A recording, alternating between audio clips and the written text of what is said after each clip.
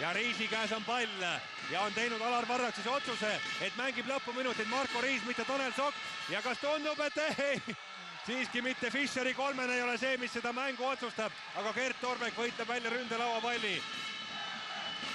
Ja Rocki seis läheb aina happumaks, eriti kui Kalev siit korvi peaks veel saama. Riis palliga, 10 sekundit rünnaku aega jäänud. Arbet väljaku nurgast, Gregor Arbet viskab 3 punkti viske sisse ja 64-60 on Kalev Cramo juhtimas seda mängu. 40,7 sekundit enne lõppu. Ja 64-60 on Kalev Cramo juhtimas seda mängu. 40,7 sekundit enne lõppu. Just tahtsin enne seda öelda, et Rocki ei tohi mingil juhul lasta 3-st visata, et parem laskavad 2, see on 3 punkti vahet, aga no nüüd tuli just see, et mis Rockil oli kõige nagu kehvem variant. Ja siit tuli see, mis oli kõige kehvem variant, Gregor Arbet, kellest oleme täna rääkinud nii mängu algul kui ka vahepeal. Võtab ja võtab kõige õigemal hetkel. Ütleme nii, et see oli selline moment, kus enam ei olnud aega mõelda, et kas viskan või mitte, vaid seal pidi viskama ja see on nagu mängijal lihtne olukord. Ja Arbet jõuab selle 3 punkti viskega ka, siis ise oma isikliku kontoga üle 10 punkti, 11 punkti on ta täna visanud.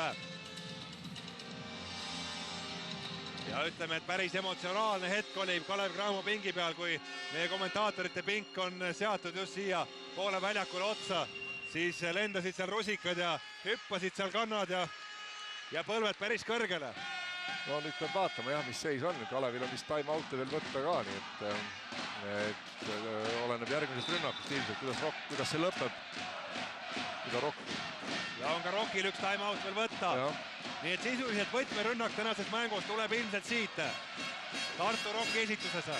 Ja mida Rock nüüd teeb, et kui saab 2 punkti rünnak või palju aega jääb, et kas siis minnakse kohe viga tegema või oodatakse ära, mida Kalev ette võtab, et palju neile aega pärast jääb.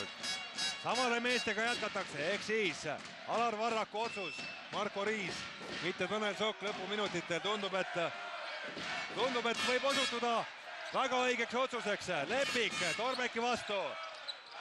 Ja Lepik 1-1 on mängimas Morrisonile, otsib kohta. Tein nüüd läheb viskele, raske on see vise ja pall on Kalevi käes, pall on keerlase käes. Ja ei tee Rokka viga, kuni lõpuks Gert Torbeki vastu. Tanel Tein tuleb ja teeb selle vea, aga 25 sekundit on jäänud selle kohtumise lõpuni. Ja Gert Torbek läheb viskama vabaviskeid. No, siit on vaja 1 punkt saada ka vähemalt. Gert Torbek sel hooajal visanud vabaviskeid sellise protsendiga nagu 56, mis ei ole just eriti. Ütleme, et väga sellega hõiskama ei lähe kuskile ja esimene lähebki mööda.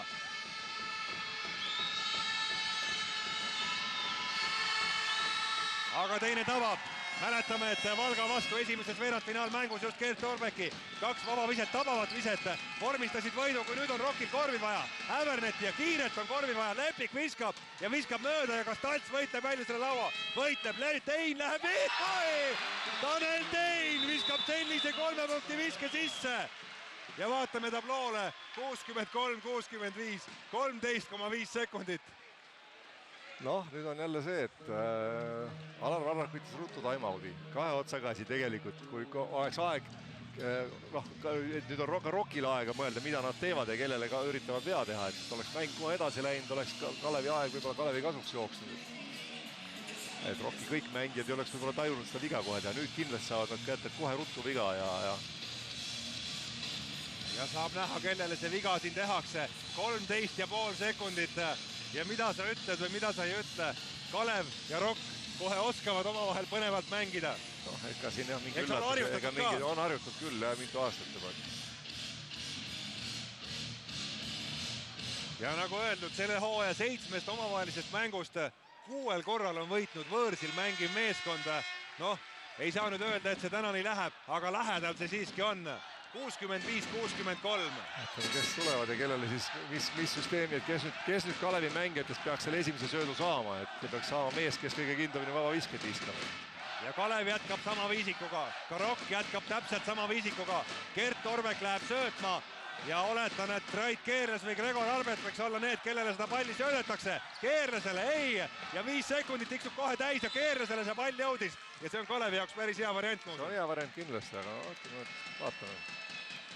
Rait Keerles sellel hooajal on visanud vabaviskeid Balti liigas 83%-ga, 46-38. Ehk siis parim mees Kalevi poole peal.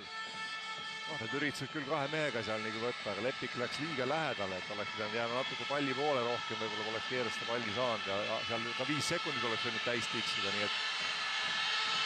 Ja siin see olukord on, otsustavad vabavisked, Rait Keerles ja esimene läheb ja Alar Varraku käed kerkivad mõlemad taeva poole. Ei ole see hooaeg lihtne olnud Kalev Cramol, ei ole see lihtne olnud mitte kellelegi, ei Varrakule, ei ühelegi mehele seal pingi peal, ei klubi johtidele.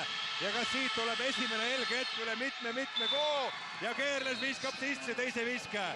67-63 ja 12,4 sekundit. Ja Indrek Visnapuu võtab minutilise vaheaja. Peaks olema Rokil nii-öelda taktikalisest kaustast välja võluda selline liikumine, kus üks potentsiaalne hea 3 punkti viska kiiresti selle ära viskab. Aga me teame, et Tartu Rokil neid väga kindlaid 3 punkti viskajaid sellel hooajal, kes püsivalt kindlust näitaks, ei ole väga olnud. Ma arvan, et Rokk lähebki selle peale, et 2 varianti, et üritatakse 3, aga samas ka teravuse peale, et kuna vead ei ole ka veel täis, siis Kalevil on võimalus ka vigu teha, nii et ka 2 punkti aitab palju. Et vägisi 3-st lisata ei ole vaja, vaid on minna panna kumb õnnestub, kas 3 või siis läbi ja kohe 2 peale. Ma arvan, et Kalevi kindlasti üks treenerite üks käsk on see, et 3-st mitte mingil juhul, et selles juhul pette õhku, et ole minna läbi, vaatame, kuidas üks või teine seda mängib. Ja see vigade vahe, ehk siis, et Kalev Cramo on teinud vaid 2 viga 4. veerandajal, ehk siis 2 tükki võidakse veel teha enne viskele laskmist. Just mõtlesin, et Kalevil on veel vead tegemata, nii et seal üheseid vigu võib rahulikult teha ja see Kalev võidab aega. Ja seda kindlasti ka tegema hakatakse. Samad mehed jätkavad. Seal on vist Keerlesel on 4 viga või? Teistel vist ei ole või?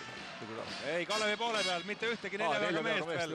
3 veaga mehi on 3 tükki. Kõik võivad teha rahulikult. Jah, samal ajal Rokil siis 4 veaga Morrison ja Talts, aga mitte see ei ole praegu tähtis. Tähtis on see, et Kalev juhib 4 punktiga. Ja Tanel Tein paneb palli mängu. Ja kellele see pall nüüd suudetakse mängida nii, et sealt ka viskele saaks kohe Lepik. Ja enne kui Lepik jõuab viskele minna täpselt nii, teeb Fischer vea. Ja 3,3 sekundit jõudis Kalev jälle aega väiksemaks mängida. Üks viga veel kindlasti tehakse. 9,1 sekundit ja 1 vea saab Kalev veel teha. 1 vea saab Kalev veel teha. Ja see on Kalevi meestel päris hästi selgeks saanud minutilisel vaheajal. Tein Morrisonile ja ei tule siit ära ja see oli mängu otsustav hetk. Nüüd ei ole midagi.